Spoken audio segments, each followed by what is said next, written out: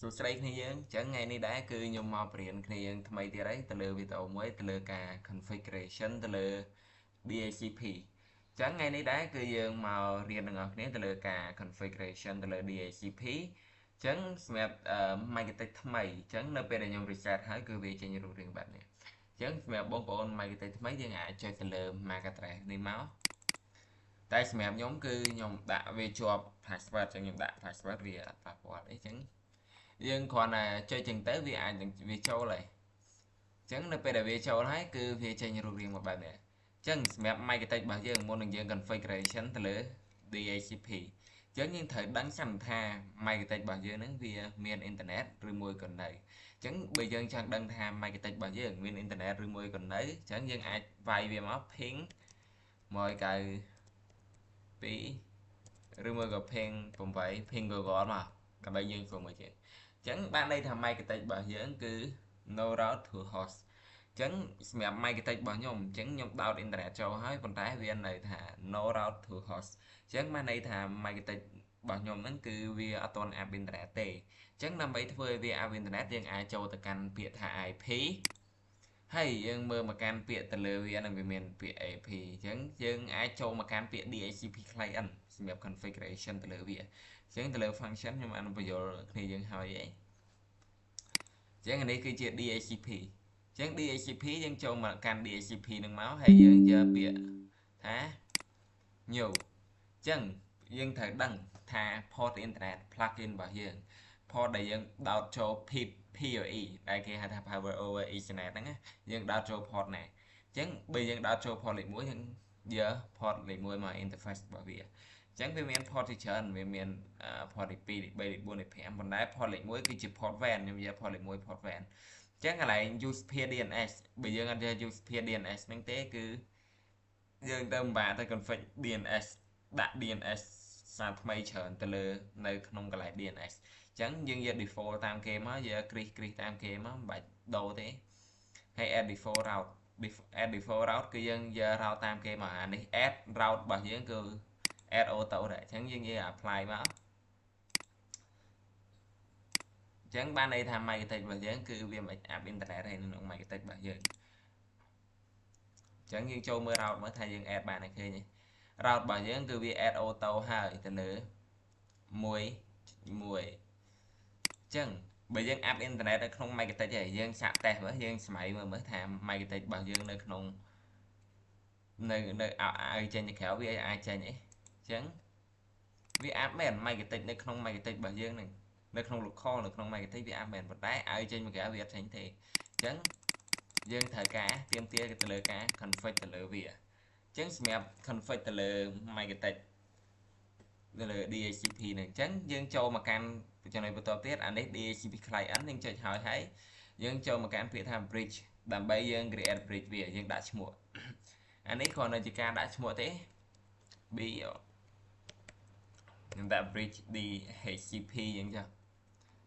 ចឹងអានេះគ្រាន់តែយើង add ឈ្មោះវាប៉ុណ្ណឹងមកអានេះគ្រាន់តែជាឈ្មោះតំណាងទេហើយយើងយក port វាមកយើងចង់បាន port លេខម៉ានសម្រាប់ឲ្យចេញមកក្រៅអញ្ចឹង port ខ្ញុំយក port លេខ2 bridge DHCP port លេខ3 bridge DHCP ដូចតែគ្នាអញ្ចឹងវាអាចនឹង reconnect អីអញ្ចឹងយើងយក port លេខ3 DHCP ដូចគ្នា sorry ច្រឡំ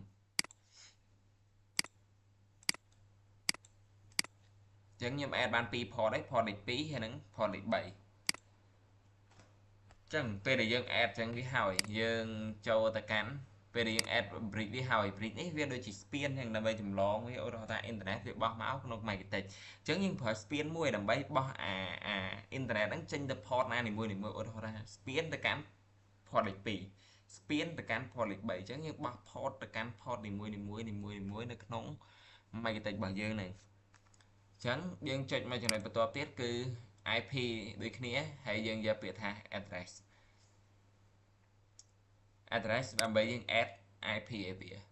ចឹងយើងយកពាក្យ new មកយើង add IP ឲ្យវាមកយើងដាក់ម៉ាន 192.1.10.1/24 ណាខ្ញុំប្រើ /24 ខ្ញុំចង់ប្រើ254នាក់នៅក្នុង local 10ហ្នឹងអញ្ចឹងយើង interface របស់យើងយក bridge DHCP នេះមក chẳngនៅពេលដែលយើង add bridge ហើយគឺវាបាននេះហើយchẳngដើម្បីយើងប្រើនៅក្នុង server របស់យើងចូលទៅកាន់ IP ដែរយើងយកមកកាន់ពាក្យថា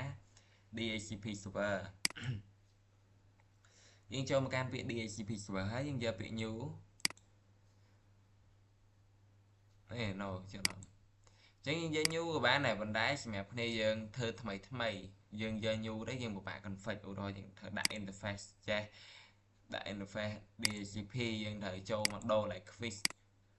មកដូរ like អីវាច្រើនអញ្ចឹងខ្ញុំមក recommend ទេខ្ញុំ recommend ឲ្យគ្នាយើងយក DHCP setup អញ្ចឹង DHCP setup គឺវាឲ្យយើង step by step យើងអត់ងាយច្រឡំយើងអត់ងាយវល់អញ្ចឹងនៅពេលដែលយើងចេះទៅកាន់ DHCP setup ហើយយើងចុច new ចុចអី easy យើងមើលទៅវាយល់ណាបើយើងអត់ទាន់យល់ទេយើងចុចអានេះសិនមកយើងយក bridge DHCP យើងយក next ហើយអាឡៃ local នេះ 10.0/24 ហ្នឹងត្រូវរបស់យើងហើយយកនេះទៀតមក gateway របស់វា 10.1 អូខេយើងចង់ give out ឲ្យវា2ទៅដល់ 254 អូខេយកតាមវាហ្នឹងមក DNS អញ្ចឹងនៅពេលដែលបានប៉ុណ្្នឹងហើយអញ្ចឹងយើងត្រូវការចូលមកកាន់ IP ដូចគ្នាដើម្បីបើកអ៊ីនធឺណិតឲ្យវាប្រើប្រាស់បានអញ្ចឹងនៅពេលដែលយើងដាក់ប៉ុណ្្នឹងគឺអ៊ីនធឺណិតអត់ទាន់ប្រើប្រាស់បានទេយើងតេស្តវាដើរទេអ៊ីនធឺណិតហ៎អញ្ចឹងយើងចូលមកពាក្យ NAT ហើយយកពាក្យ new ហើយចុច line នេះ out interface out interface នេះយើងចេញ port ណាអញ្ចឹងអ៊ីនធឺណិតរបស់យើងចេញ port ណាអញ្ចឹងអ៊ីនធឺណិតរបស់យើងចេញនៅខាងក្រៅចេញនៅ ISP គឺ port លេខ1អញ្ចឹងយើងយក port លេខ1មកយើង apply វាមួយសិនមកហើយយើងចូលមក like ពាក្យ action យើងយកពាក្យ like action នេះមកយើងយក masquerade អញ្ចឹងយក masquerade ហើយយើង apply វាមកហើយបន្ទាប់មកយើងមើលមកវាថា port របស់យើងបានបោះ DHCP ឲ្យយើងនៅ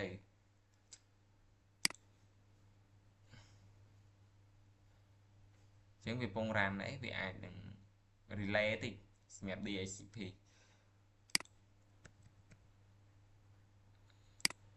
អញ្ចឹង DHCP គឺវាមកអញ្ចឹងយើងបើក IP config មកថាយើងទទួលបាន IP ប្រមាណអញ្ចឹង IP config 253 10.253 gateway 10.1 សម្រាប់ប្រើប្រាស់ហើយយើងតែអ៊ីនធឺណិតមកខាងក្រៅមកថាយើងប្រើបានប៉ុន្មានទេអូខេ speed test របស់យើងតែ speed មក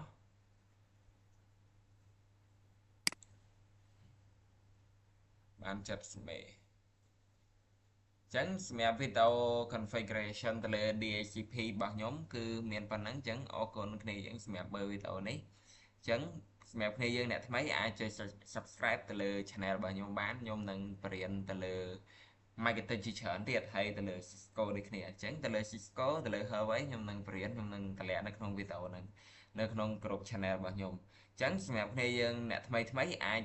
subscribe ឲ្យទៅនៅពេលដែលមានវីដេអូថ្មីសម្រាប់អ្នក networking ខ្ញុំនឹងធ្វើវីដេអូបរៀនជាមួយនឹង networking ឲ្យច្រើនឲ្យគ្នាយើងមើលអញ្ចឹងអរគុណសូមជម្រាបលា